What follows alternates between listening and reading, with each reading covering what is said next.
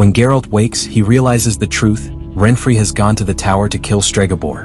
In the market, her men were waiting for him, hoping to keep him away from her conflict with Stregobor. However, they provoke him and Geralt unleashes his fury, swiftly killing them.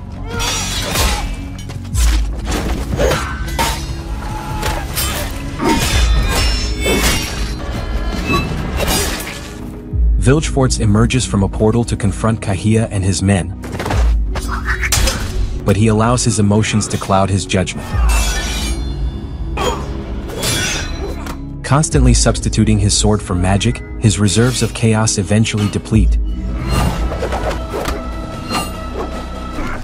and Kahia kicks him off a cliff, presumably to his death. However, the Nilfgaardians have their own tricks up their sleeves. Fringilla opens a portal in the ground, and the soldiers fire arrows into it, which emerge from another portal inside the keep. A male mage reaches the gates of Sodden and releases a small box before dying. The box releases magical worms that distract the mages. Welcome to Cephastalk Movie Recaps. Today we delve into the details of The Witcher Full Season 1, Episode 1 to 8. If you're new to this channel, please do subscribe and let us know where you're watching from in the comments section. Your support is greatly appreciated, my dear friend. Thank you. Not a man. In a creepy woodland by a lake, a deer seems to be enjoying itself, foraging for food. But unfortunately, it's almost snatched by a many-legged monster locked in battle with the Witcher.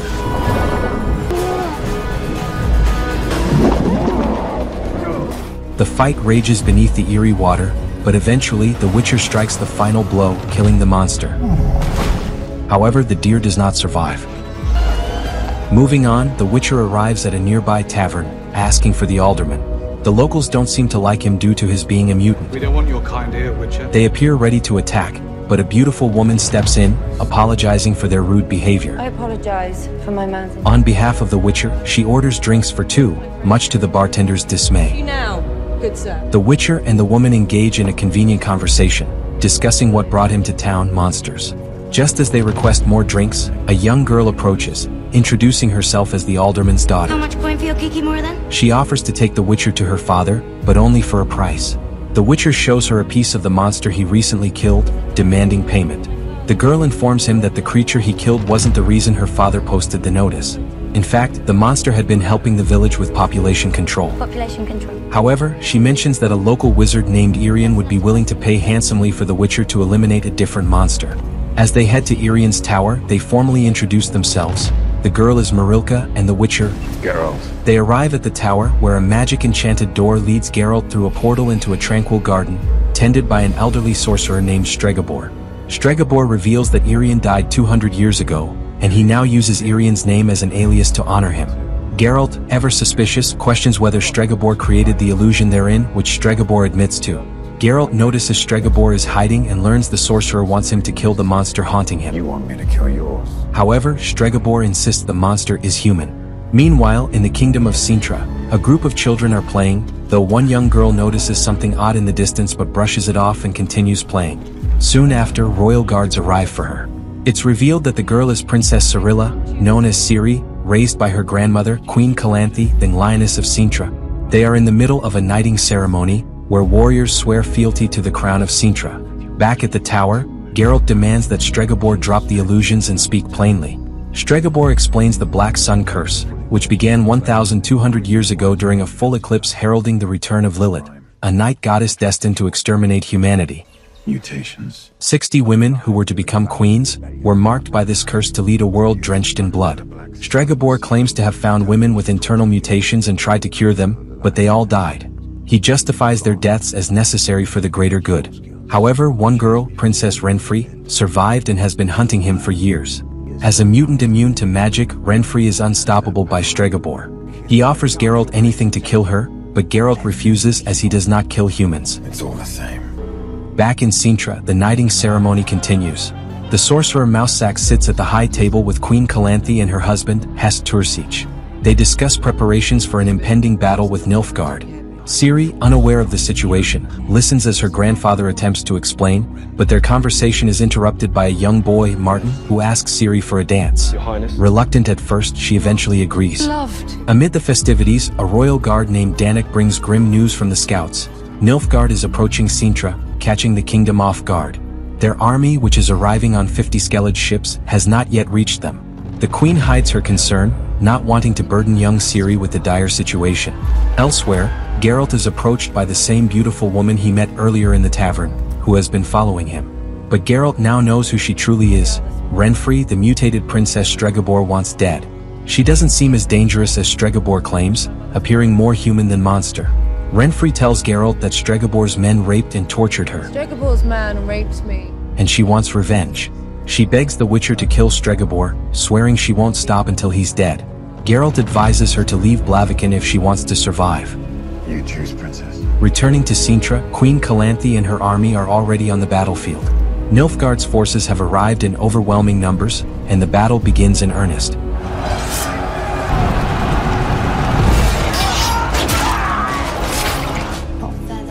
Meanwhile, in the castle, Princess Ciri remains in her bedchamber with Mousesack, who has instructed her to stay put. It's been 2 days since the battle started, and Ciri is growing restless. Mousesack explains the importance of her patience, warning that she could die if she acts impulsively. Yet, he reassures her that she will be kept safe. On the battlefield, Nilfgaard's army is devastating Sintra's defenses. Queen Calanthe herself is fighting, but tragedy strikes when King Hestursic is killed by a distant Nilfgaardian archer, who shoots him in the eye.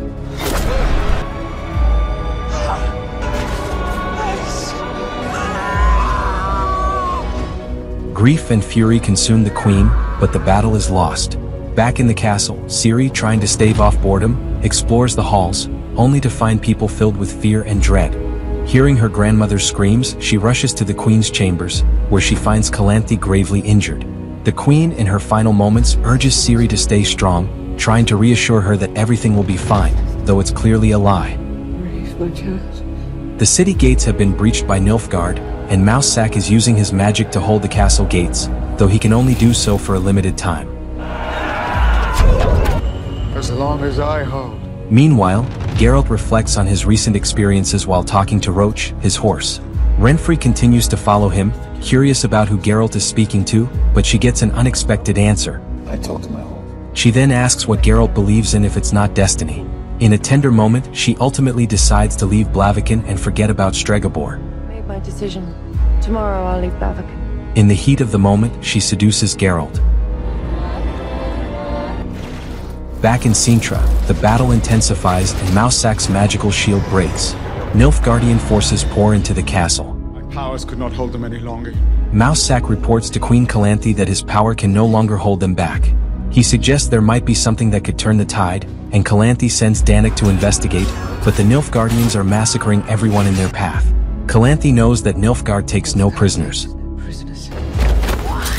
When Mousesack returns with grim news, he cryptically says, he's gone, though it's unclear who he means. At this moment, the queen realizes all hope is lost. She calls for Laszlo, Ciri's guard, to bring her cloak. Overcome with emotion, she screams, causing nearby glasses to shake. This is the first glimpse of Ciri's latent magical power, raw and uncontrolled. Calanthe tells Ciri she must flee the castle, that the future of the world depends on her finding Geralt of Rivia, her destiny. Mousesack promises to get Ciri to safety. Nilfgaard is nigh. Meanwhile, the nobles, knowing they've lost and dreading capture by Nilfgaard, begin poisoning themselves and their children. Mousesack, Ciri, and Laszlo make their way out of the castle while Queen Calanthe goes to the window and throws herself from the tower. As they escape, Ciri looks to Mousesack for answers, but there is no time. He stays behind to buy them time. Going. During their flight, a Nilfgaardian knight in black kills Laszlo with an arrow, and Ciri is captured.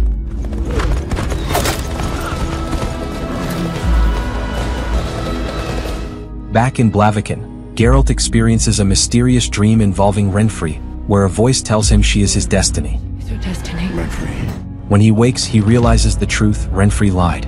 She has gone to the tower to kill Stregobor. In the market, her men await Geralt, hoping to keep him away from her conflict with Stregobor. However, they provoke him, and Geralt unleashes his fury, swiftly killing them.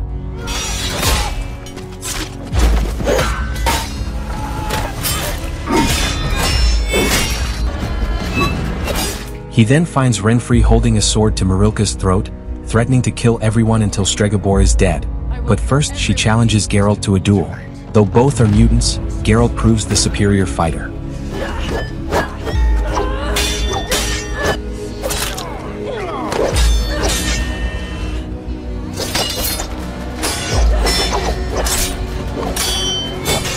In a moment of desperation, he unintentionally slashes Renfri's neck with her own blade. As she dies, she tells him that the girl in the forest is his destiny. She's your destiny. Speaking of the girl, Ciri, now captured by the Nilfgaardian Knight, lets out a scream so powerful it reduces a nearby tower to rubble, creating a chasm in the ground between her and her captor. She uses the opportunity to escape into the woods. In the aftermath of the battle, Stregobor seeks to conduct an autopsy on Renfri to see if she was truly cursed, but Geralt refuses, preventing him from touching her body. You touch a single hair on her head. Stregobor accuses Geralt of taking the law into his own hands by killing her men, and he tells Geralt he may never know if he made the right choice. As Geralt leaves, the villagers pelt him with stones, and Marilka demands he never return to Blaviken. Don't ever come back. He leaves while elsewhere, Ciri runs alone through the forest. She's your destiny. In a village, a young man gifts his lover a daisy, but she dismisses it, A daisy. disappointed because she was expecting a rose. After the daisy mysteriously disappears, they search for it and find it with a local deformed girl. Suspecting she was spying on them, they beat her. In self-defense, the girl unknowingly creates a magical portal using the daisy, transporting herself to the Tower of the Gull. When she wakes in the tower, she meets a young man named Istrid, who explains that she portaled there. To her surprise, he tells her that someone is coming for her and creates a safe portal for her to return home without being tracked. Wait, what's yours? The next day, while working at her father's piglet farm, a mysterious woman arrives, looking to purchase a pig. To her horror, the woman also buys the deformed girl, referring to her as a beast. Her father agrees to sell her for only 4 marks, making the piglet more valuable than his daughter. Her mother tries to intervene, but she is sent away to a chamber. Left alone, the girl struggles to accept her fate, wondering why everyone is against her. In despair, she smashes a mirror and attempts to take her own life. Meanwhile, Ciri is still on the run through the woods, and the Nilfgaardians continue their relentless pursuit. To disguise herself, she smears mud in her silver hair. As she prepares to eat some local plants, a mysterious boy warns her through gestures that the plants are poisonous. They're poison. The two bond over roasting a rat they catch. Don't eat rat. Though Ciri initially refuses to eat, she relents out of hunger, explaining she is running from the Nilfgaardian Knight in black. After noticing her new mute companion is cold, she offers him one of her gloves. Soon after, they spot a Cintran flag, but the boy mysteriously disappears when he realizes she has reached her people safely. You're safe. Elsewhere in a tavern, we meet Yeskir the Bard, who finishes his song, only to find that the crowd isn't interested. He's chased off the stage and stumbles upon Geralt in a corner. Mistaking Geralt for a fan of his music, Yeskir is disappointed when Geralt criticizes his song, claiming the creatures Yeskir sings about don't exist. They don't exist. As Geralt is about to leave, one of the locals recognizes him as the Witcher and offers him a job to kill a devil that's been stealing their grain. The job I've got for you. Geralt agrees, but only for a good price and payment up front. Yeskir insists on accompanying him, though he quickly earns a punch in the gut for calling Geralt the Butcher of Blaviken. At Eretuzza, the woman who bought Yennefer is revealed to be Tissaia. Tissaia de Vries. She saved Yennefer from her suicide attempt, though Yennefer wishes she had been left to die. Tissaia, the headmistress of the sorcerer trainees at Eretuzza, addresses the new students.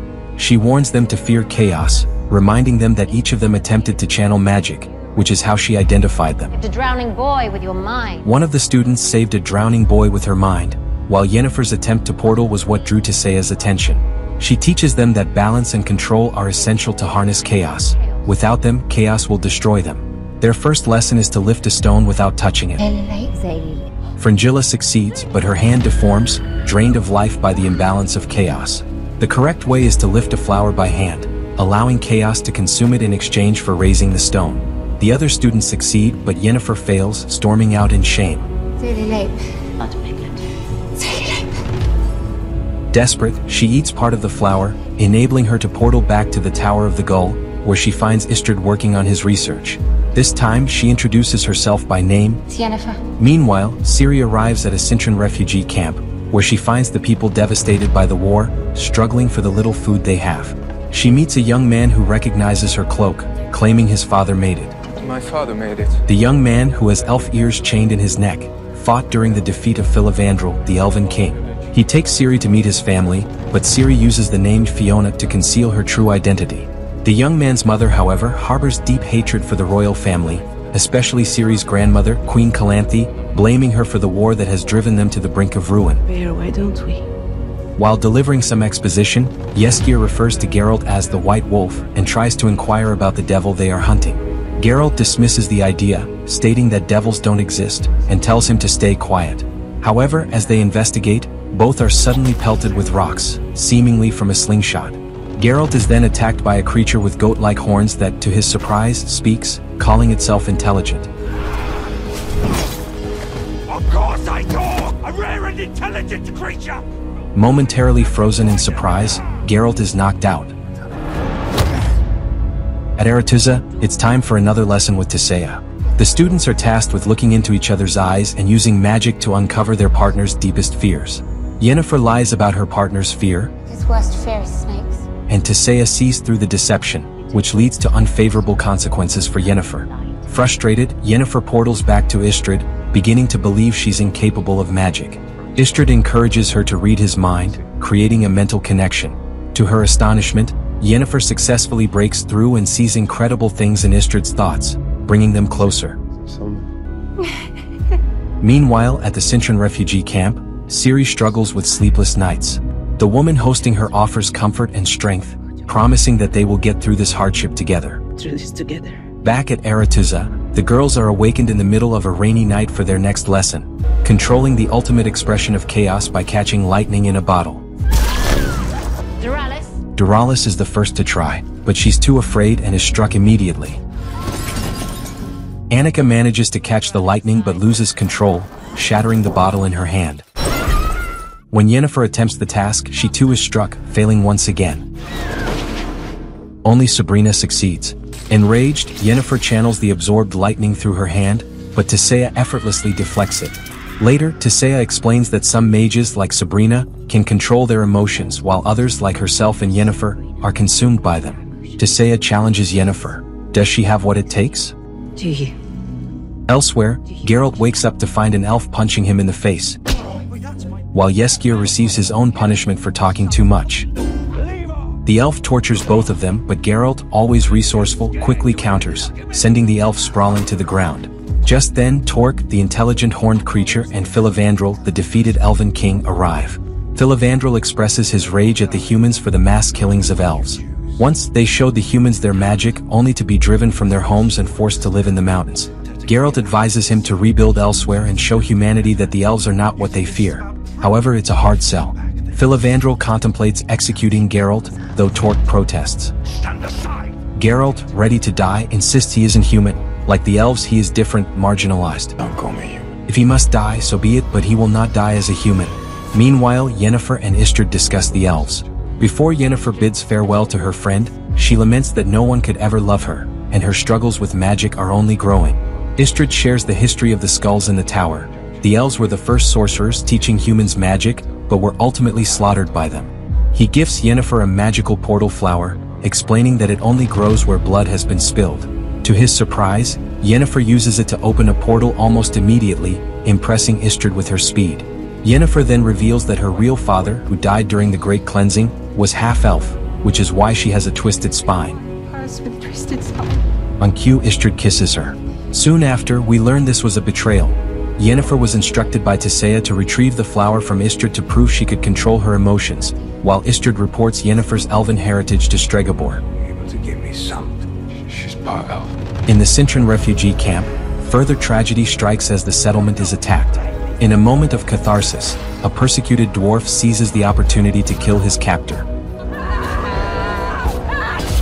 Amidst the chaos, Ciri escapes, aided by the young boy she met earlier, while the relentless Nilfgaardian knight continues searching for her.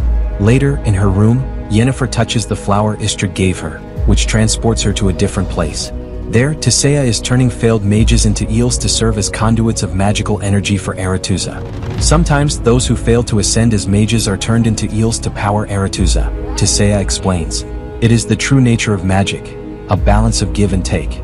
Tisea hands Yennefer a broom and instructs her to sweep the eels into the pool, activating the magical fortress.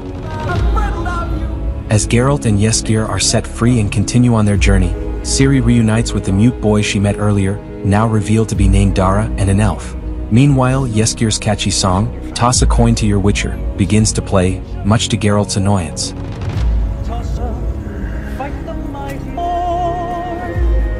We meet a badly injured boy recounting a tale of a terrifying monster, born from a pregnant woman who was killed before her time. This monster is a terror in the region, killing everything it encounters. A dark-haired witcher listens to the story, having already been paid in advance by the boy's father to kill the creature. Following a trail of blood, the witcher arrives at the house of the incident, where animal carcasses hang lazily from the ceiling. Sword drawn and ready for battle, the witcher prepares to face the monster, but fate has other plans. He is killed in no time. Meanwhile, Geralt wakes up after spending the night with a woman who's fascinated by his scars. She mentions that another witcher recently passed through, heading toward Temeria to deal with a pest problem. Geralt, however, owes money for her services, which he doesn't have, so he leaves without paying, leaving Roach behind as collateral. In Temeria, locals have gathered to boycott work in the mines. They are angry at the king for not protecting their lives, especially since they are being ravaged by a monster. So you decide to kill your king? Geralt interrupts the gathering, offering to take the job of killing the monster. The townsfolk are hesitant, believing the previous witcher they hired ran off with their money. Before they can reach an agreement, the royal guards arrive. The commander orders the townspeople to return home, promising that the king will pardon their attempted rebellion. One of the leaders, who lost his son to the monster, is deeply pained but reluctantly agrees. Geralt, unwelcome in Temeria, is escorted out. As he leaves the city, the guards are suddenly knocked unconscious by an unseen force. Geralt soon discovers it is Triss Merigold, I serve King Foltest. an accomplished sorceress working for King Foltest. She seeks Geralt's help, not to kill the beast but to save it. King Foltest, who never married or had children, is believed to be at the center of the murders. The creature behind them appears to be connected to Foltest's late sister, Ada, who was rumored to have been buried while pregnant. The monster is suspected to be a Vukedlak, though Geralt and Triss believe it is actually a Striga, a creature born of a curse, always female. This makes the monster the cursed offspring of Princess Ada. Striga. Someone wanted Ada dead. Meanwhile, in the Tower of the Gull, Yennefer and Istredd share a moment together. They are both bound for new assignments. Yennefer is to serve at court in Edirn, a prospect she is not excited about. She feels worn out by Aretuza and dreams of disappearing, never to be heard from again. Come to Adrian and never be heard again. Before heading to her new duty, Yennefer meets with an enchanter, a self-proclaimed human fine artist, I am the final artist, no matter how challenging the clay. who transforms her into a glamorous royal advisor. Yennefer struggles with accepting this new image of herself. Tisea urges her to look in the mirror and imagine the most powerful woman in the world. Close your eyes. When Yennefer opens her eyes, she is shocked to see a stunning version of herself. Back in Temeria, Geralt and Triss meet with King Foltest to discuss Princess Ada and the Striga. Foltest's commanders argue with Geralt, defending their deceased princess and denying any atrocities. The mine is calling on a petrified womb. Have you no respect? The king dismisses the accusations and orders everyone out of the room, but Geralt refuses to leave. He presses Foltest on the identity of the princess's father, asking why he has never married or produced an heir. Well, you never married. Foltest, offended by Geralt's insinuation of incest with his sister, orders him to leave Temeria. Never return. At Aretuza, the chapter of the gift and the art, including Stregobor and Tisea, convenes to decide Yennefer's future. Despite Tisea's objections, Yennefer would thrive in Aden. the chapter votes to send Yennefer to Nilfgaard, aware that her elven heritage may cause her mistreatment there. Yennefer confronts Tisea, furious that she was overruled. I demand an audience with the chapter. Tisea reveals that Yennefer's heritage was leaked by Stregobor, who learned of it from Istredd. Yennefer's betrayal is now clear. Meanwhile, Geralt, not one to take orders easily, remains in Temeria. Triss finds him and questions why he won't let the matter go. Let's go to you. Why help those who want us? Geralt, in turn, asks why she helps people who refuse to listen. They sneak back into the crypt, where Geralt reveals his suspicion that King Foltest is the father of the Striga. Triss uncovers secret letters hidden in a music box, written by Queen Sancha, Foltest and Ada's mother, cursing their incestuous affair. Later, Geralt confronts Lord Ostrit, a courtier in the king's service. Using his enhanced sense of smell, Geralt deduces that Ostrit cursed Foltest out of jealousy, as he had been in love with Ada. Foltest had no right! It is confirmed that Foltest had an affair with his sister, and she died pregnant after being cursed by Ostrit. The curse was meant to punish Foltest, but he kept the affair secret to protect Ada's reputation. In Aretuza, the initiation of the student mages into the Brotherhood of Sorcerers takes place. Yennefer misses the ceremony as she tries to forge a letter proving her natural birth. Can your apology save me from Nilfgaard? Istrid approaches her and they argue bitterly. She is furious, demanding that he tell the chapter that he lied. Things escalate, and Istrid tells her that no amount of power or beauty will ever make her feel worthy. Yennefer is terrified of being sent to Nilfgaard, fearing what might happen to her there. Istrid promises to correct his mistake and tells her the only thing he ever wanted was her trust. He proposes they disappear together and live in secret, but Yennefer dismisses the idea, calling it slow suicide. At the initiation ceremony, where the King of Edirn is to choose his mage, the Brotherhood assigns Fringilla instead of Yennefer, planning to send Yennefer to Nilfgaard, much to her dismay. Yennefer, desperate, rushes to the enchanter and demands he fix her various physical defects. She insists on staying awake during the procedure. Meanwhile, Geralt is on the verge of fighting Foltest's men when the king intervenes. Foltest asks if Geralt's plan will work and if his daughter will return to normal. She'll need special care. Geralt is unsure but tells him that either way she will need special care after living so long as a beast. Geralt gives Foltest a gift for his daughter, explaining that he has tried to save a cursed princess before, though that time he had to kill her. This doesn't instill much confidence in Foltest. Geralt then seeks out Ostrit, trying to get more information about lifting the curse. Initially evasive due to his hatred for the king, Ostrit eventually reveals the curse's enchantment words. Geralt realizes he must keep the Striga out of her crypt until the rooster crows 3 times, meaning he must fight her all night until dawn. Meanwhile, Yennefer's transformation begins. The enchanter informs her that she will lose the ability to bear children as the procedure requires her womb as a sacrifice. As Yennefer undergoes the painful process of her transformation, Geralt prepares for battle. He activates his Witcher abilities, his eyes darkening as he faces the Striga.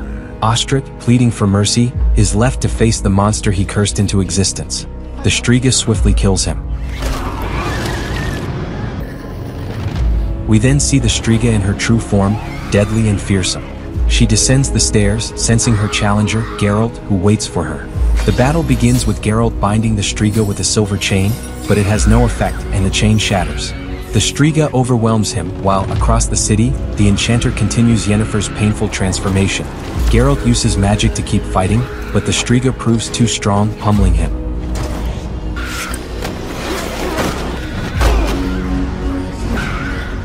The floor collapses beneath them, sending both tumbling down, leaving them unconscious.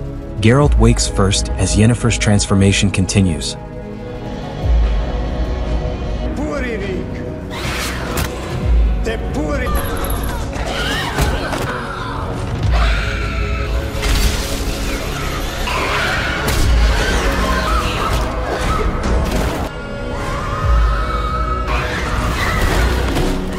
The Witcher manages to seal the crypt with a magical barrier, trapping the Striga outside until dawn. The battle rages on, with Geralt eventually overpowering the Striga, until the curse is broken with the rising sun.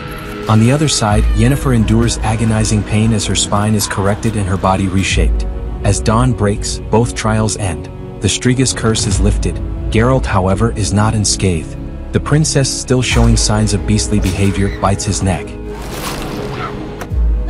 In response, Geralt bites her back but eventually freezes, unable to hold her off any longer. Back at Aretuza, during the initiation event, Yennefer's transformation stuns everyone. The King of Edirn is immediately captivated by her beauty.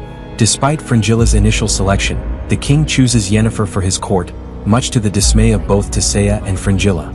Fringilla, feeling humiliated, storms out.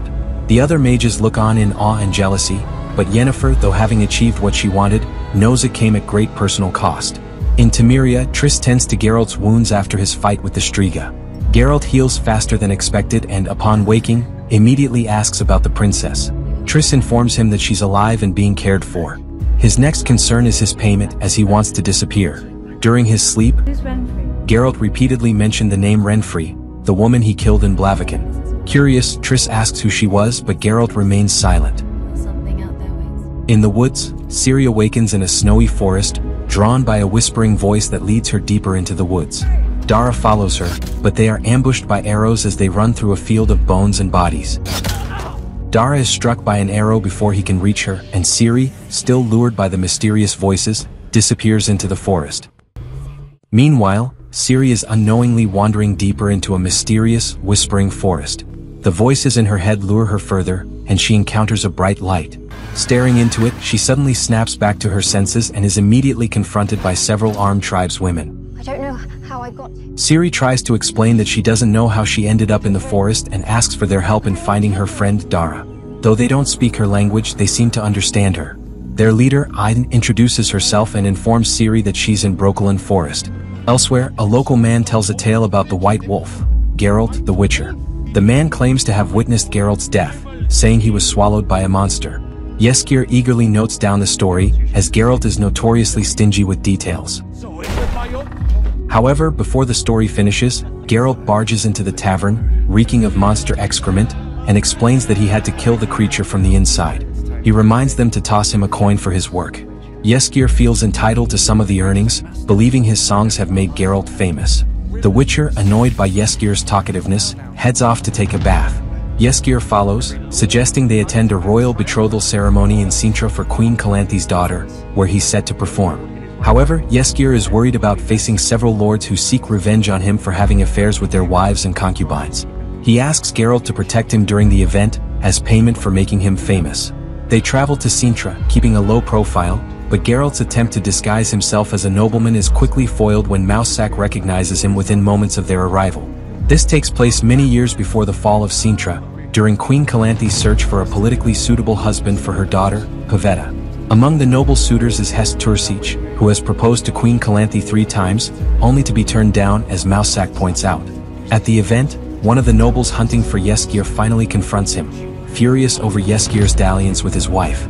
Thankfully, Geralt steps in to defend Yeskir, but at the cost of ruining his courtly reputation by calling Yeskir a coward and a eunuch. Then you go and ruin my courtly reputation. Not long after, Queen Calanthe returns victorious from battle, making jokes about the southern townships she defeated, ensuring they know who the true queen is. She continues to pressure Pavetta to choose a politically advantageous husband, though Pavetta struggles to accept her fate. Calanthe reassures her daughter that everything will be fine. You'll be fine. Back in Brokilon Forest, Aiden deduces that Ciri has no memory of how she ended up in the forest but admits to hearing voices calling her. Ciri hears Dara scream and rushes to find him injured but being treated by the dryads with the forest healing waters. Aiden informs them that all newcomers must drink the forest's water. If they come with harmful intent, they'll die. If not, they'll be fine. Drink the waters. Returning to Sintra, an argument erupts between 2 nobles over who actually killed the manticore. Geralt settles the dispute by bluntly stating that neither of them did. Queen Calanthe, intrigued, asks Geralt to recount his tale of slaying the elves at the end of the world. Geralt, however, corrects the story, revealing that he was defeated and captured, but the elven leader Filavandrel spared his life, contrary to what Yeskir's songs suggest. Impressed by Geralt's honesty, Calanthe asks him to sit beside her for the remainder of the evening. In Brokilon Forest, Dara questions Ciri about why she calls herself Fiona. She confesses that she's actually Princess Cirilla and uses the name Fiona to hide her identity from potential threats. Dara becomes enraged, reminding her that Queen Calanthe, Ciri's grandmother, ordered the slaughter of his entire tribe of elves, leaving him the only survivor. Ciri feels deep remorse for his loss. Back in Sintra, Queen Calanthe sits with Geralt, making a light-hearted joke about his out-of-place attire for a witcher before turning to more serious matters. Out of your company, which could prove handy. She wants to hire him for the night just in case things go awry. Lord Peregrine of Nilfgaard introduces himself as a contender for Pavetta's hand in marriage but is quickly humiliated by the crowd and the queen herself, who dismisses him as a failure. Meanwhile, on the road to Lyria, Yennefer, now serving as the king's mage, travels with Queen Callis of Lyria and her daughter. During their journey, Yennefer reflects on her dissatisfaction with her life. Despite sacrificing everything to secure her position at court, she has spent the past 3 decades cleaning up political messes, leaving her disillusioned with her choices. Out of nowhere, the carriage is ambushed. and their guards are slaughtered by a monster controlled by a mysterious hooded man, whom Yennefer identifies as an assassin. As they flee the carnage, bodies scattered around them, the assassin stalks closely behind. Yennefer creates a portal and they jump through to a desert area. Queen Callis, who has lost her last chance to bear a male heir, seems desperate. The assassin, however, manages to portal to their new location, killing their remaining guard. Although they escape through yet another portal, Yennefer realizes that something on the queen is allowing the assassin to track them. Pursued relentlessly, Yennefer holds the monster in stasis, buying them enough time to escape through another portal. Instead of gratitude, Queen Callis berates Yennefer, who, fed up, He used his witch. abandons her and leaves her to face the assassin alone.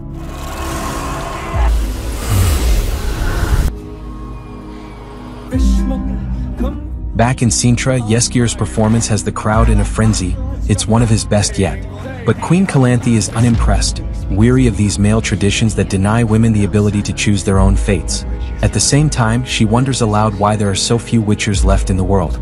Geralt explains that most have been killed by monsters, and there are no ways to create more. Suddenly, a knight bursts into the court, requesting Pavetta's hand in marriage. Misunderstanding with your gods. I am Lord Urchiel. He calls himself Lord Duny, Urchin of Erlenwald, a knight of common heritage. When his face is revealed, everyone is shocked. He is cursed with the head of a hedgehog. Calanthe demands Geralt killed the monster, but he refuses. Duny invokes the law of surprise, an ancient custom that dictates a man who saves another must be given something unknown to either party, something they already possess but are unaware of. The guards attack Duny, and though he fights back, he is soon overwhelmed. Before he is killed, Geralt intervenes, sparking a brawl that only ends when Queen Calanthe halts the violence.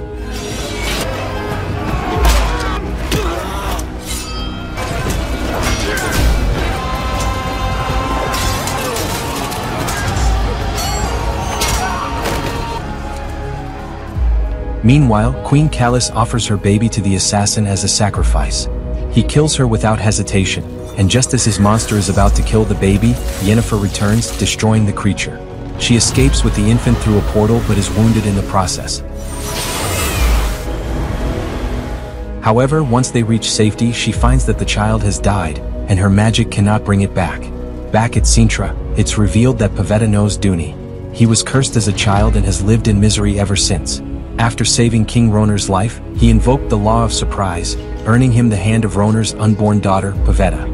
But instead of waiting for the curse to break, Pavetta and Duny fell in love. A love so powerful that Mousak, Hast-Tursich, and even Geralt agree it is destiny, something that cannot be interfered with. Geralt, despite not fully believing in destiny, argues that a promise is a promise, no matter who makes it.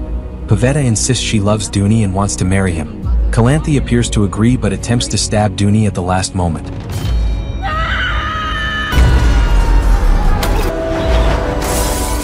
Pavetta's scream unleashes a storm of chaotic magic, destroying the court as she floats in the air with Duny.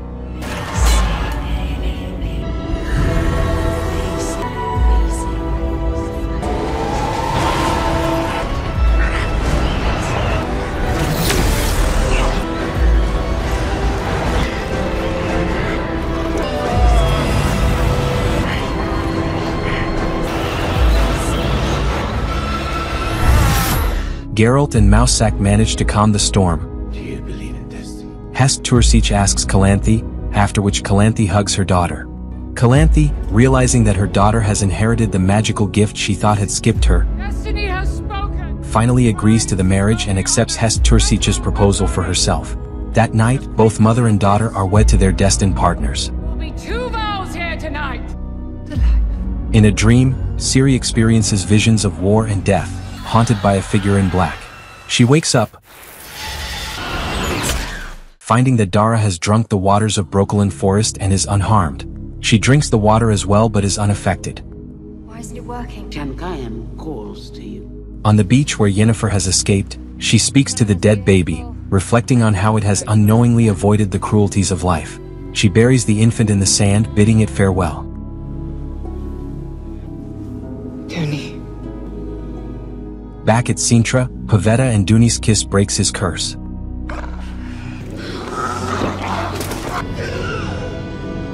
Bell has not yet rung. What has happened? The curse has been lifted. I must repay you. In gratitude, Duny offers Geralt a reward for saving him, but Geralt refuses.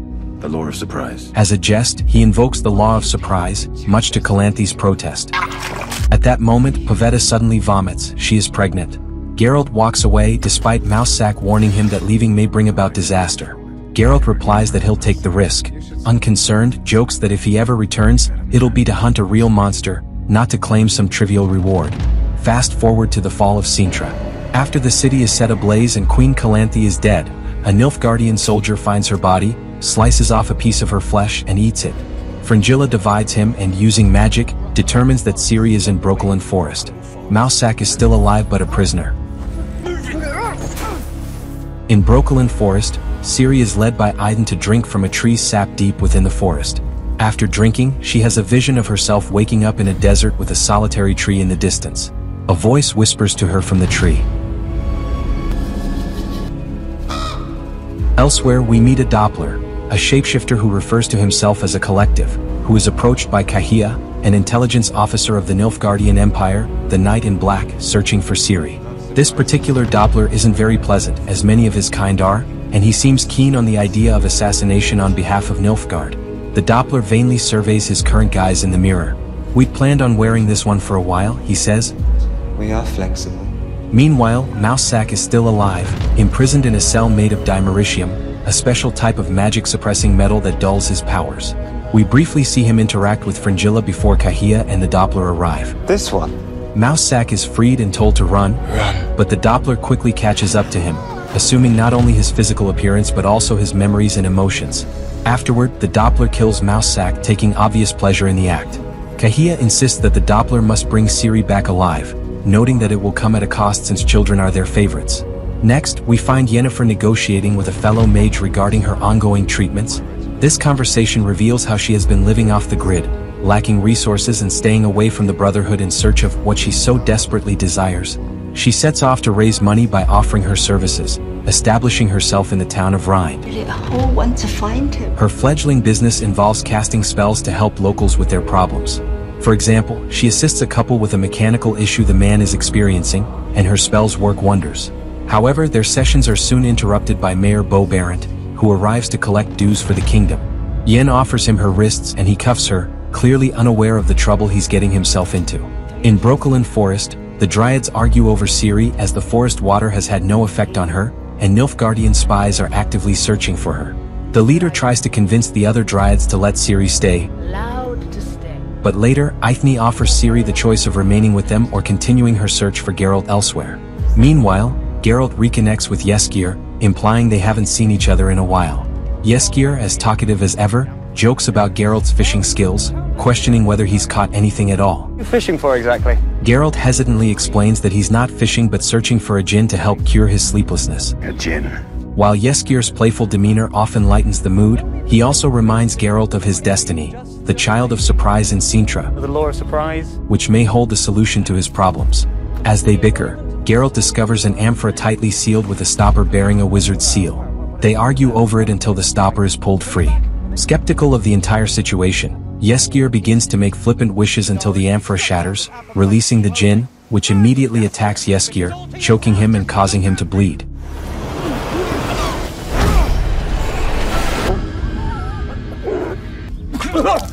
There a doctor here! Geralt rushes him to Rind, where an elf healer named Chariodin explains that the injuries are magical in nature and require the skills of a mage. Is one mage? There's only one local mage, but Chariodin was tasked with bringing her to justice and could not bypass certain defenses. The mayor is currently keeping her in his house. Meanwhile, Yennefer speaks with Tissaia, who has portal jumped to her location. They discuss Yennefer's desires and the noise she's making in her search. Her urgent need for a cure to become pregnant is causing her to act carelessly. You want a baby? And although the Brotherhood had left her alone after she departed Edirn, they are likely to come after her now that she's drawing so much attention. Yennefer refuses to return to Aretuza, and her relationship with Tissaia remains strained. You may go, Rectress. Geralt takes Yeskir to the mayor's house, knocking out the guard who demands payment for entry. Inside, he finds the mayor confused and entranced, searching for apple juice to bring to the mage. The apple juice. Unsurprisingly, the mage is Yennefer, who is presiding over a smoky orgy that Geralt, being a mutant, is immune to. When he introduces himself, she recognizes his name. They flirt, and he promises to pay her whatever the price if she can fix Yennefer. Yennefer puts Yennefer into a deep healing sleep, giving Geralt time to bathe, which she insists he do. She joins him in the water, and they engage in flirtatious banter about their pasts and beliefs, at the end of which she concludes that his company and conversation are payment enough. Geralt returns to find Yennefer still in a deep healing sleep, and Yennefer joking with him. It's a joke. However, Geralt notices a djinn seal on the ground and realizes that Yennefer has ulterior motives. He wants to take his friend away, but Yennefer refuses, implying that Yennefer won't heal if he's tampered with. Geralt soon understands that Yennefer wants Yennefer to make his last wish so she can capture the djinn. Realizing where she's going with this, she entrances him, sending him to sleep. You love a good old-fashioned trap. Geralt wakes up to find himself and Chariodin locked in a cell, having unknowingly committed serious offenses against the local people under Yennefer's spell. She had manipulated Geralt to exact revenge on her behalf, and now his fate rests in the hands of those he attacked, which could mean death. Chariodin admits to Geralt that he's in love with Yennefer. Unfortunately, the mayor's guard, whom Geralt knocked out earlier, arrives, and he is eager to confront the Witcher. Yennefer awakens to find Yennefer with the amphora drawn on her stomach, and is immediately terrified. She tries to coerce him into making his last wish, as it becomes clear that Geralt's jailer is the man he assaulted outside the mayor's house. The jailer punishes Geralt, and as he is filling in the details, Geralt wishes the man would burst, and the wish is granted. It's Geralt who possesses the wishes, not Yennefer, but that doesn't stop Yennefer from making one of his own. He wishes to leave Yennefer's company. As things escalate, Yennefer runs into Geralt and Chariodin outside. Yennefer believes the last wish was granted, but it turns out that Geralt is the one with the wishes. Knowing that Yennefer will die in her attempt to summon and become the vessel for the djinn, Geralt heads back inside to save her. After she saved Yennefer's life, he can't let her die. I can't let her die. Yennefer is being torn apart by the djinn, It's getting stronger! believing that true transformation is painful. True transformation is painful! Geralt offers her his last wish if she releases the djinn, but she refuses, claiming she wants everything. Her eyes turn red, and the djinn speaks through her, Not to be a witcher! urging Geralt to wish for whatever he desires, even to no longer be a witcher. Geralt makes his final wish, although we don't hear it, and the house collapses as the djinn bursts from the tower and flies away. Outside, Yennefer's secret admirer, Chariodin, mourns the loss of such a beautiful woman. However, Yennefer is very much alive and has already been taken by Geralt. Yennefer. They argue for a while before embracing each other, while Yennefer prays for the lost souls to rest in peace. Chariodin observes the lost souls, now joined together and enjoying their aftermath, and informs Yennefer, who comes to witness it as well. They're really alive. After the two souls finish, Geralt settles into a deep sleep for now. Meanwhile, in Brokilon Forest, a fake mouse sack arrives, identical to the original and indistinguishable from him. Ciri feels happy to see her guardian. He says he wants to take her to Geralt of Rivia, as her grandmother, the Queen, wished according to the law of surprise. To Geralt of Rivia. However, Aithne, the leader, advises her to always ask the right questions and be vigilant. Ask the right question. They allow Ciri to go, but Dara must accompany her. I'll welcome my... Elsewhere, Yennefer tries to entice the Witcher's two employers with a song, urging them to hold on as Geralt finishes the job of killing a monster. Assuming the Witcher is dead, they plan to take his horse and their money. Suddenly, one of them is killed by the companion of an older man who interrupts them. The Witcher arrives amidst the chaos, and as his coin is tossed, the older man introduces himself to Geralt as Borch 3 Jackdaws, accompanied by his companions Tia and Vea. Borch has been looking for Geralt. Like nearly everyone who meets Geralt, Borch has a proposition for him. A dragon has been terrorizing a nearby kingdom, and the king has commissioned a hunt for it. The winner will claim the creature's hoard of treasure and one of the ruler's new vassal states. Borch wants Geralt to join his team. I don't kill dragons. Geralt, however, doesn't kill dragons as no treasure is worth dying for. Though Borch insists that it depends on the treasure. Dragons are a rare species, as we learn later. They've been hunted almost to extinction. Borch's desire for a new adventure before he's too old isn't compelling enough for Geralt. The other hunting parties include a gang of dwarves led by Yarpen Zygrin, known as Reavers, and a knight named Sir Ike, who is accompanied by Yennefer of Vengerberg. This piques Geralt's interest. The hunt begins at sunrise. As dawn breaks, Geralt and Jaskier arrive and meet the dwarves, including Yarpen Zygrin, who is just as talkative as Jaskier. However, Jaskier doesn't find Yennefer nearly as compelling as Geralt does. Sir Ike is a hopeless square, preoccupied only with the kingdom and glory. And glory! Yennefer is the real reason Geralt is here. As the journey for the dragon hunt begins, Ciri on the other side travels with the fake mouse sack, who tells her stories about Geralt and her parents, Pavetta and Duny. He promises that she will meet Geralt soon. We'll be together soon. The three continue their journey. Back on the dragon hunt, Jaskier tries to befriend the two Zerrikanian women, while Sir Ike attempts to impress Yennefer with his nobility. Meanwhile, Geralt and Borch discuss Yennefer, with Borch noticing that Geralt is in love with her. However, Geralt suspects that the dragon may not be the real danger. As they move on, Jaskier, wanting to show off to the two ladies, decides to find something for them to eat. Retrieve for you. In the process, he discovers a starving Hrika in the bushes, There's something back here. and Jaskier flees in fear. Sir Ike, eager to demonstrate his gallantry, butchers the defenseless creature, causing irritation among the others who witness his brutal actions. Geralt wishes they had simply fed it, but the Hrika becomes Sir Ike's meal for supper. The rest are left hungry as they find the meal improper for their stomachs. Speaking of improper meals, Sir Ike's stomach is now a wreck, reminiscent of a ship sinking to the ocean floor. Jaskier informs him of this as he rushes to relieve himself in a nearby bush, leaving everyone in stitches with laughter. During rest periods, the hunters speculate about Nilfgaard and its new rightful son, discussing the mage Fringilla who serves him and the Empire's plans for expansion, which might include sacking Sintra. Jaskier insists Queen Calanthe would never allow it. They also discuss dragons, noting that the green variety they are currently hunting is the most common, while red dragons are rarer and black ones are the rarest. Gold dragons are rarest. Borch argues that gold dragons are the rarest of all, but Geralt claims they are a myth, likely the result of an accidental mutation. Meanwhile, Ciri and the Doppler Mousesack are together, with Dara interrogating Mousesack about his whereabouts and telling Ciri to ask the right questions, clearly suspicious of him. The Doppler convinces Ciri of his identity by presenting her grandmother's sash, which he took from the real Mousesack when he killed him, but Dara remains mistrustful.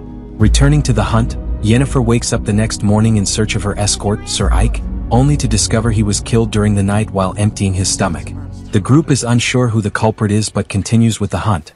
The dwarves devise a shortcut through the mountains to gain an edge over the Reavers, after which it will be every man for himself. Let's go. Geralt speaks with Yennefer about her presence, and she reveals that she is seeking certain healing properties rumored to be possessed by the Green Dragon. We finally gain some clarity on her mysterious obsession. She desires the ability to have children. Geralt, who is also sterile, is taken aback that she would want to bring a child into this world, exposing them to their perilous lives. In his shock, he inadvertently reveals the existence of his own child Surprise. You have a child Surprise. Tired of lectures on what she should do, Geralt asks Yennefer to follow them through the dwarves' shortcut. The dwarves. Meanwhile, the Doppler Mousesack drags Ciri along, urging her to move quickly. However, Ciri asks the right questions this time, and Mousesack fails to provide satisfactory answers. Annoyed, he admits that he is not the real Mousesack. It's not Mousesack! Dara and Ciri attack him with a silver dagger, causing him great pain and forcing him to reveal his true form.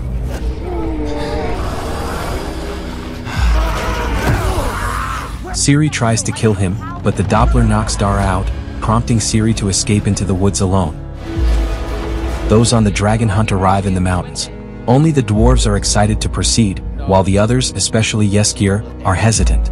He is advised not to look down as he takes his first step, which is a mess. The shortcut is precarious and meant for dwarves. As they traverse it, Borch falls. Geralt manages to grab him, but the older man and his companions choose to let go, plummeting into the mist.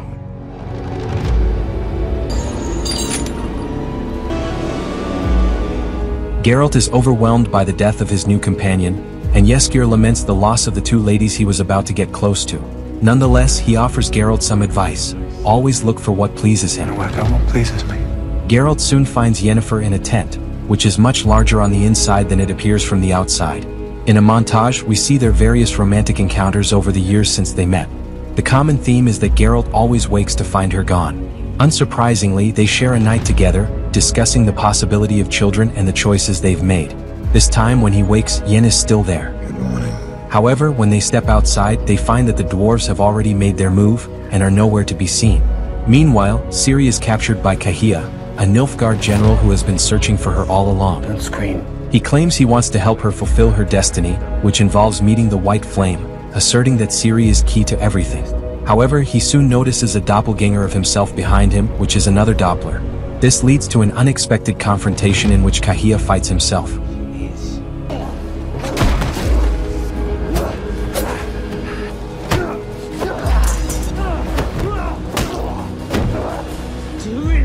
Although the Doppler understands all of Kahia's skills, Kahia ultimately defeats it and manages to escape.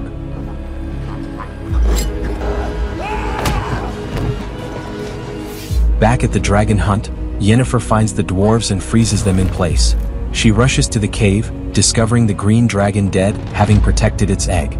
Inexplicably, Tia and Vea are already there, and before long Borch arrives in his true form, a golden dragon. The green dragon is a female and was protecting her young. Borch had recruited Geralt to protect the egg since it couldn't be moved without risk. Hello again. Just in time, the Reavers arrive, leading to an action sequence. Geralt, Yennefer, Tia, and Vea fight them off.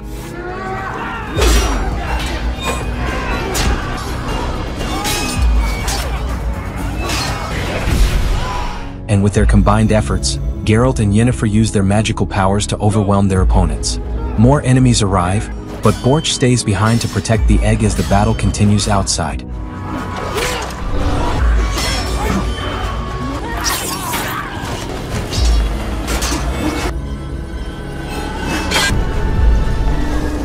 Inside, the dragon burns one of the attackers trying to destroy the egg, and at last, Yennefer defeats the Reaver leader. Yeskir, having overslept, finally wakes up and asks the frozen dwarves what he missed. Oh, what did I miss? Unaware that they also missed the action. To make matters worse, he's shocked to see the Zerrikanian women alive. Oh, gosh! And the dwarves also just arrive. They call it a missed opportunity for fun. Borch buys their silence with dragon teeth, warning that if the king doesn't believe their evidence, he can always have a dragon dropped on his royal wedding, free of charge. In the woods, Ciri is bound to a tree when Dara comes to her rescue. He reminds her that if they had stayed in Brokilon Forest, they would have been safe. If you just stayed in Brokilon, Ciri, we'd be safe. They argue for a bit, but Ciri realizes she has to move on. I have to move on. While Dara disagrees with her decision. They ultimately part ways. On the mountain, Borch accidentally reveals Geralt's last wish, which, while still unspecified, has bound him to Yennefer. Does that mean? She is furious about this, believing it invalidates their feelings. She thinks they are not genuine, merely a result of magic. Borch argues that he is sparing them a lot of pain later by inflicting a little now. Yen will never regain her ability to bear children, and Geralt will lose her. He tells Geralt that what he is really missing is not Yennefer, but his true destiny, which is still out there. In a fit of anger, Geralt harshly lashes out at Yeskir for always being present during his misery. Damn it, Yeskir! This time it gets serious. There are no more jokes for Yeskir, and they part ways. See you around, Geralt. Elsewhere, Kahia is speaking with Fringilla, who inspires him. They plan to deploy more soldiers to search for Ciri. Fringilla refers to him as a commissioner of the White Flame. It's the White Flame, call on. Kahia calls for all soldiers, Gather the men. declaring that he cannot fail, stating that the time of the sword and the axe is approaching. The sword and the axe is nigh. Moving forward, we find Ciri alone, searching for food and determined to reach the coast so she can sail to Skellige. A woman warns her that she may not be safe traveling alone. Meanwhile, Geralt is on a mountainside, watching the relentless march of the Nilfgaardian army towards Cintra. This occurred before Cintra's fall. Concerned for the safety of his child Surprise, Geralt visits Mousesack in Cintra to inquire about the child, assuming it's a boy. Mousesack corrects him, Here's a girl. revealing the child is a girl named Ciri, and that her parents, Pavetta and Duny, were lost at sea. Their conversation is interrupted by assassins sent by Queen Calanthe. Geralt, holding a blade to Mousesack's throat, forces him to teleport them both away. Still in Cintra, Queen Calanthe is in a marketplace when Geralt and Mousesack reappear. Geralt confronts the queen, who is unwilling to give Ciri up to the so-called destiny, as she is the only heir since her daughter Pavetta died along with her husband Duny. Calanthe even offers Geralt a payoff to leave her granddaughter alone, but Geralt insists that if Nilfgaard is likely to invade, she should send Ciri with him so he can protect her. Reluctantly, the queen pretends to agree to the law of surprise. Has been called. Fast forward to the present. After Cintra's fall, Ciri is wandering alone. She uses an expensive ring to buy gloves for warmth, That's my mother's. but a woman is following her. offering to take Ciri to her home and help her. Untrusting of strangers, Ciri steals a horse and flees towards Skellige. Returning to the events before Cintra's fall, Geralt had been promised Ciri due to the law of surprise, as he saved Duny's life. Queen Calanthe, however, pretended to agree but never intended to honor the law. The girl she presents to Geralt isn't Ciri, though Geralt doesn't yet know who Ciri is. The girl acts timidly, requesting to say goodbye to her friends. Geralt, being no fool, reads the unease in everyone's body language, especially Mousesack's, and senses something is wrong. As he leaves the room, a hidden passage opens and he follows it outside. There, he watches the fake Ciri say farewell to her lowborn friends, curtsying to one of them, whom she addresses as Your Highness. Realizing the deception, Geralt returns to confront Calanthe. Smug and defiant, she refuses to let her only heir be taken by a witcher, dismissing the importance of destiny. She orders Hest Tursiege to escort Geralt out, and fearing Geralt might return, she has him imprisoned at the gates.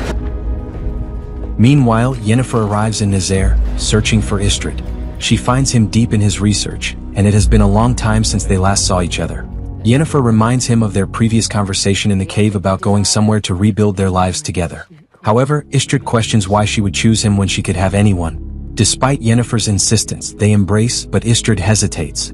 He smartly rejects her advances, reminding her that she has always chosen power over him, went after the thing you love, and every attempt he has made to get closer to her has been rebuffed. After he leaves, Vilgefortz approaches Yennefer, calling her one of Tissaya's best students. He informs her that Nilfgaard is on a mission to recruit mages like her. To prevent further trouble, Tissaya has requested her presence at Aretuza. Say it off for me. Still before the fall of Cintra, Yennefer quickly reveals the deception when she returns to Aretuza. Tissaya is unaware that Yennefer is there. Vilgefortz wanted her. I'm the one that wants you. Nilfgaard is currently camped near Cintra and seems ready to attack, an assault that the mages might be able to prevent. Yennefer visits her old room, gets some of the new students high, Hell's going on in here? and learns that wealthy families now pay Aretuza for admission, allowing the academy to accept students from the best families. While reminiscing about her childhood, including a time she attempted suicide, Yennefer acknowledges that those days are behind her. Never to mix her. She leads the new students through herb mixing, getting them high off the grid. Don't worry. She then takes them to Aretuza's windmill, Sisters who never ascended. where her friends who never ascended were transformed into eels to power the academy. She explains that in exchange for power and beauty, they will be unable to bear children, To create life? prompting them to choose wisely, as the decisions are ultimately theirs to make. Tissaya finally appears, sensing that Yennefer is going too far.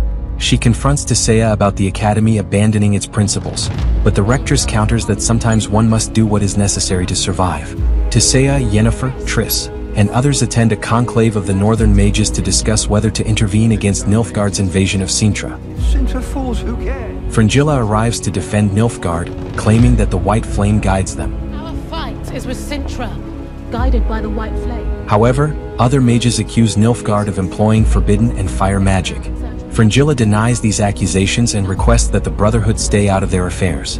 After much arguing, the vote overwhelmingly favors allowing Cintra to fend for itself. There you have it. That isn't enough for Tissaya, though, who tells Yennefer that she, Vilgefortz, and some others will fight regardless. She urges Yennefer to join them, at least for her sake. Then do it for me. At that moment, Nilfgaard's forces break Mousesack's magical shield to breach the castle entrance. Geralt, who is in a prison cell, manages to break free and escape. Mousesack, having been discussing bringing Geralt to take Ciri with the Queen, rushes to find Geralt in his cell, unaware that he has already escaped. Mousesack returns to inform the Queen of Geralt's absence, leading to Ciri's confusion and her frustrated screams that shake nearby glassware. The Queen then instructs her to find Geralt of Rivia, claiming he is her destiny. Outside, Geralt is attempting to sneak into the castle when Queen Calanthe falls from the tower, witnessed by Geralt as Mousesack, Ciri, and her guard try to escape from the back but are caught.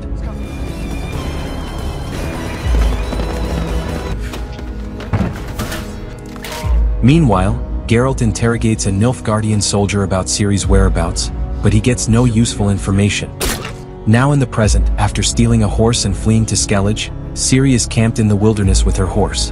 As she warms up, mysterious figures emerge from the mist, revealing themselves to be Cintrans. It's alright, we're Cintra. Including her friend Anton from her days in Cintra. Please stop it! Their intentions are not good. They aim to steal her horse and attempt to attack her. Her screams unleash an enigmatic and raw magical power, crashing everything around her. The axe is nigh. The evil's contempt. The following morning, a woman discovers her, but Ciri has no memory of what transpired, though the power has leveled the bushes around her. Came for me. In the aftermath of the fall of Sintra, Geralt moved to Ciri's chambers, but he found no clues regarding her whereabouts. Continuing his search, he encountered a man named Jurga, who was burying dead refugees from Sintra. Geralt commended his compassionate efforts but advised him to leave the area at once if he didn't want to end up like those he was burying, as it wasn't safe out here. Just then, the man was attacked by monsters emerging from the graves, but Geralt intervened and saved him, instructing Jurga to go home. Geralt remained behind, sensing more monsters nearby. As they attacked in greater numbers, a fierce battle ensued.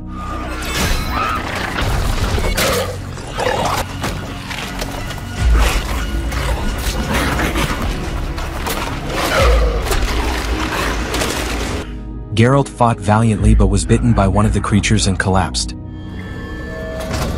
Meanwhile, the female mages, led by Tissaia and Vilgefortz, sailed to the keep at Sodden to defend and fortify it against Nilfgaard's impending assault until reinforcements from Temeria and Kedwen could arrive. Yennefer was also part of the team, advising on their strategy. They've been collecting soldiers. Upon arrival, Yennefer spoke privately with Vilgefortz about Nilfgaard's intentions. He asked her the real reason for her visit, but she remained silent. Why did you come? Instead, Vilgefortz explained that in order to save the continent from Nilfgaard, they needed to hold Sodden. Save the continent. At Sodden, Tissaia met with the locals, discussing the situation with their leader, who stated that there was no more hiding from Nilfgaard. There is no more hiding from Nilfgaard. However, with some help, he still believed the keep could be saved. With some help. The residents and the mages united to prepare for the upcoming battle, crafting magical weapons as Nilfgaard marched toward them. During the night, a woman talks to Yennefer about the Nilfgaard brokage. They couldn't get enough arrow fletching. In response, Yennefer magically multiplied their supply, impressing the woman. It's not real. As Vilgefortz spoke with Tissaia, Yennefer and Triss observed them together. Thoughts to be our new daddy. Triss mentioned the Striga incident in Temeria and brought up Geralt, surprising Yennefer. You should be wary of his kind. She was soon called by Tissaia, who asked if she was ready to die. Yennefer confirmed she was, Yes. explaining that she had lived 2 or 3 lifetimes without satisfaction. She felt she had no legacy to leave behind. But I've no legacy to leave behind. On the Nilfgaardian side, they strategized to obliterate the keep before the Temerians arrived. Fringilla delivered bad news. The Brotherhood was also there to fortify the keep, and she urged them to move quickly. Fringilla wanted to personally confront the Brotherhood mages, while Kahia ordered her to test their defenses. Brotherhood's defenses. Elsewhere, near Sodden, Ciri was taken in by a kind woman who lived with her son, caring for horses. They witnessed meteorites crossing the sky and realized that Nilfgaard had attacked. Yennefer awoke, holding one of the meteorites, which she then dissolved across the sky. Fringilla ordered another meteorite to be created from the life force of sacrificed mages and launched from a trebuchet, but it was also defused. Fringilla then conjured a magical box, instructing a male mage to throw the mages out. Draw the mages out. The Brotherhood positioned themselves high on a mountain to survey the forest below as fog began to envelop the area.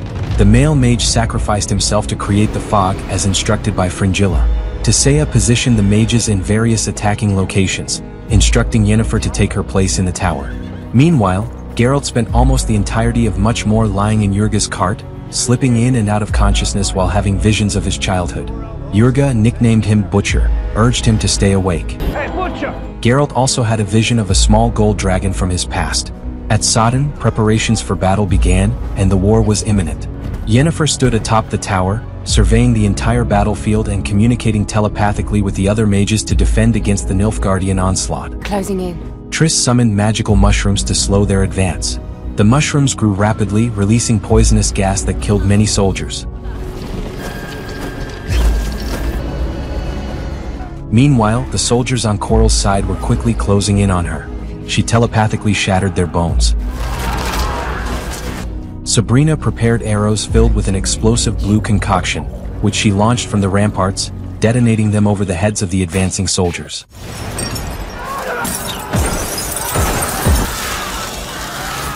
The Nilfgaardians soon realize they are losing soldiers and make some adjustments. Vilgefortz emerges from a portal to confront Kahia and his men, but he allows his emotions to cloud his judgment. Constantly substituting his sword for magic, his reserves of chaos eventually deplete.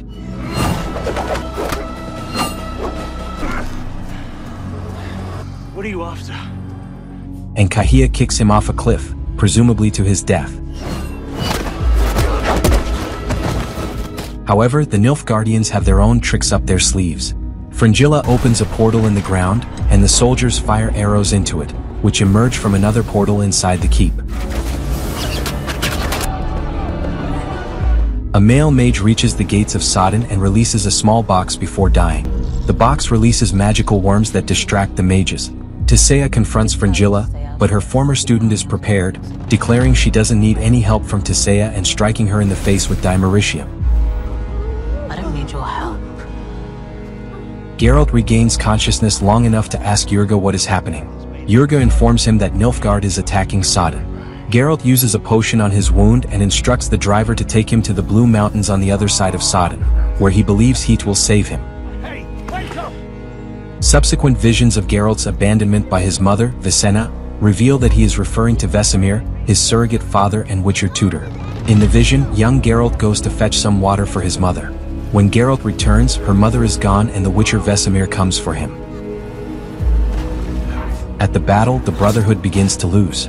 Coral is cut down, and Triss erects a desperate barrier of vines.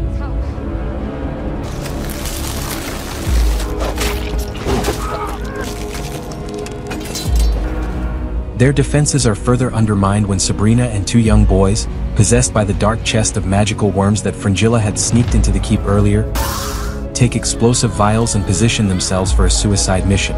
Sabrina climbs the tower from which Yennefer has been conducting the battle and stabs her with an arrow. They both fall. The children's actions trigger a massive explosion. Yennefer, badly injured, refuses to give up the fight. She reaches out telepathically to the other mages, asking if anyone is still alive and can hear her. As she moves slowly toward the battlefield, she telepathically eliminates Nilfgaard soldiers. Fringilla hijacks her communications, attempting to sway her to the Nilfgaardian side. For what? Nilfgaard? Much more reveals that Vilgefortz has survived, and we see him kill one of his own dying men while ignoring Yennefer's voice in his head.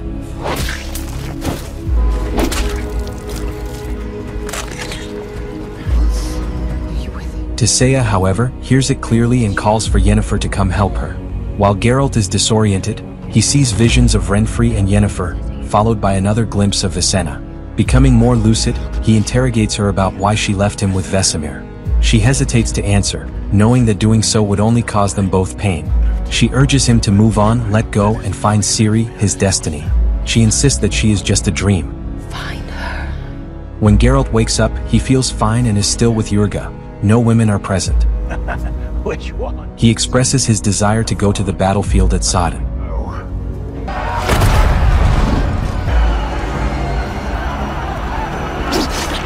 You're alive. As the battle continues at Sodden, Yennefer finally finds Tissaia, who had saved her. The Rectress tells Yennefer it's her turn to save the people and to unleash her chaos. Let your chaos explode. She recalls all the horrible things people have said to her, all the ways they have mistreated her, and everything she has lost. She unleashes torrents of fire across the battlefield, engulfing everything.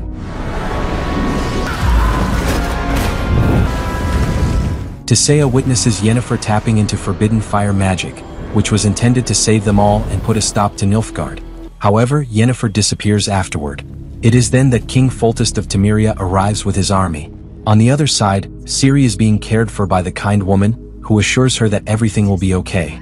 The woman confesses that while she has everything she wants, she is missing a daughter in her life and believes she was meant to find Ciri. Was meant to find you. Back at the battlefield, with Yennefer missing, Ciri receives visions of Tissaia and Geralt calling for Yennefer.